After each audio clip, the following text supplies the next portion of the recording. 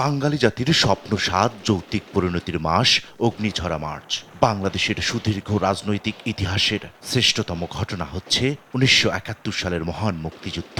সশস্ত্র স্বাধীনতা সংগ্রামের এই ঐতিহাসিক ঘটনার মধ্য দিয়ে বাঙালি জাতির কয়েক হাজার বছরের সামাজিক রাজনৈতিক স্বপ্ন স্বাদ পূরণের যাত্রা শুরু হয় এ মাসে। সেদিন রাজপথে নেমে এসেছিল লাখো মানুষ। পদ্মা মেঘনা যমুনা তোমার আমার ঠিকানা স্লোগানে প্রকম্পিত হয়েছিল বাংলার আকাশ বাতাস। ৭ই মার্চে রেসকোর্স ময়দান থেকে বঙ্গবন্ধু শেখ মুজিবুর রহমানের ভাষণ উদ্বেলিত করেছিল বাঙালিকে।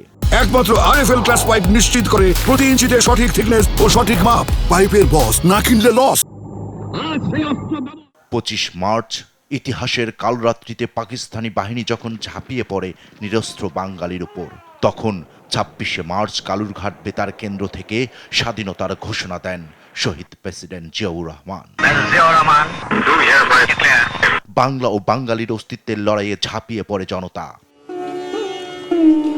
মার্চ মাস বাঙালি জাতির কাছে শুধু ক্যালেন্ডারের পাতা নয়, এটি অস্তিত্বের লড়াইয়ের শুরু।